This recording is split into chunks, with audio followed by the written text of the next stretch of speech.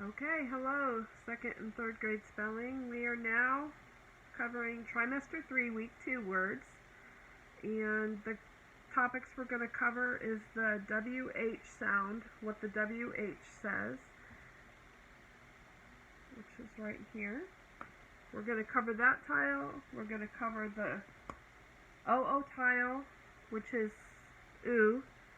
And then we're going to also talk about rule breakers. Rule breakers are just words that you need to memorize because they don't have a rule that goes with them. So we're going to talk about those and all the sounds of oo. There's more than just the OO that says oo, so we're going to talk about those. First, I want to review the 1-1-1 rule because that's an important rule. That was last week's lesson, and it has to do when we add our vowel suffixes. So, for instance, I'm just going to do one example, running. So we spell the root word, run, and then we find our vowel suffix, which is ing. And remember, the vowel suffix likes to have a friend. So when we divide them into syllables, it's going to steal the N. So that tells us that now we have ruining, which we don't want ruining, we want running. So that tells us right there that we need to add another N. That way we can protect the vowel to make it short. So now we have running. That's just a quick review of the 1-1-1 rule. Remember, 1-1-1 means one clap in the root word, run. There's one clap, there's one vowel, we have the U, and we have one consonant that follows the vowel. So if it has all those things, then yeah, you can say yes to the 1-1-1 rule. And that tells us we have to add another consonant. We have to double it. Okay, on to the new thing. Most of our WH words are question words. So we have words like who, what, where, when, and why. All those question type words start with the WH. I'm not going to spell all those out because I like to keep the videos somewhat shorter. That way the downloads go a lot quicker. But for example, I'll do a couple of them. Who, and like I said, these are rule breakers as well because they don't really have a rule that tells you how to spell them. And then where is another example. So then we have where. We also have what, when, and why. That goes with the WH.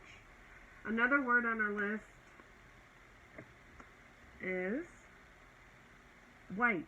So the color white. WH is in that word as well. And here we have, I'm going to go ahead and do the syllable tag so you can tell white has one clap, so we only use one of our syllable tags to mark it. So we have W-I-T and then our E. And then if you evaluate this, what we see is this syllable tag. We have a vowel, and then we have a consonant, and then the silent E. And that's how we mark that word, white. Another word on our list is whisper, and that's a WH, and we'll keep the I.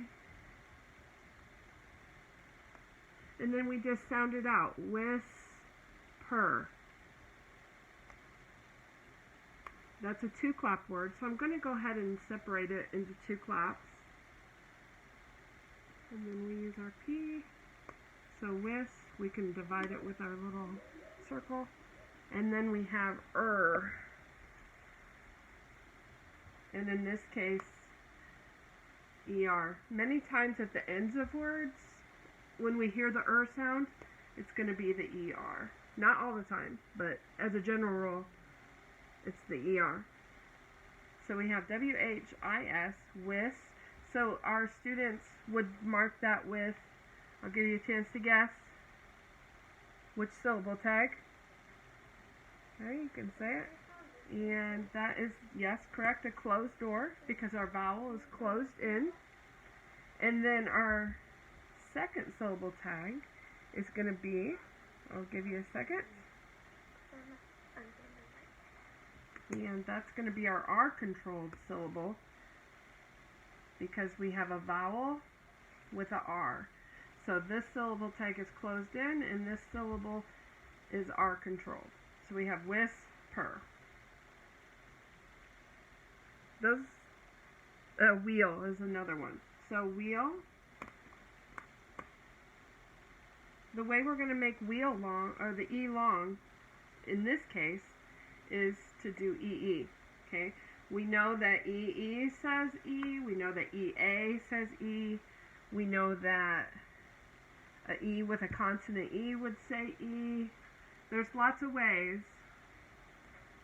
So in one way, we just kind of need to memorize some of our words. We have a general idea with the rules, but in some ways we also need to memorize words. So wheel, we just need one more letter. It's a one-clap word.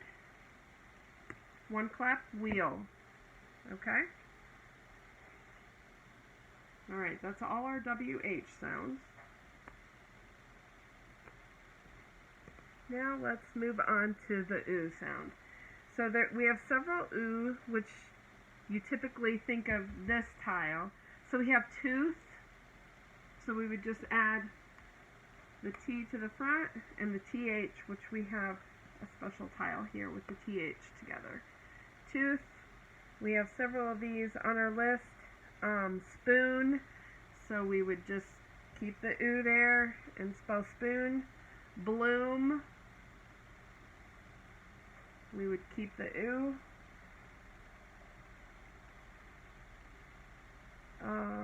That's it for the oo words on your list.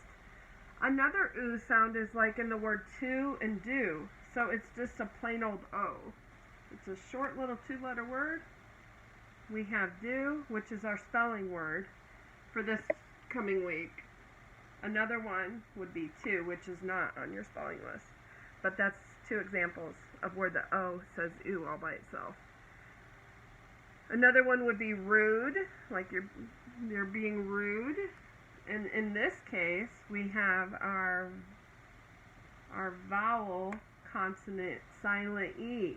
Okay, let's get these out of the way. So we have our R, U, D, we just sound it out. And then to make the U long, in this case, since we're using this syllable, we are just going to add the E to the end. So we have rude. Okay? Another oo sound is an open door. Remember we talked about the open door. So some are just long because they're on an open door. So I'm going to do student. So we're going to sound it out. So I know I need a T. And if I clap it out, I can tell that the U is at the end of a clap. So we have stew. So let me find my open door, marked out with the open door, stew. So that tells me if I hear it at the end of a clap, I don't need another vowel to make that U say the long sound. So that helps me know whether there's another vowel that's needed. And then I just sound up the rest of the word, dent. So if I separate these into two groups, E, N, and then my T, which is student. Okay, so that's another oo sound when we have the open door. Let me look.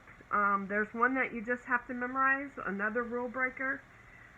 Our list this week is full of rule breakers. The word truth.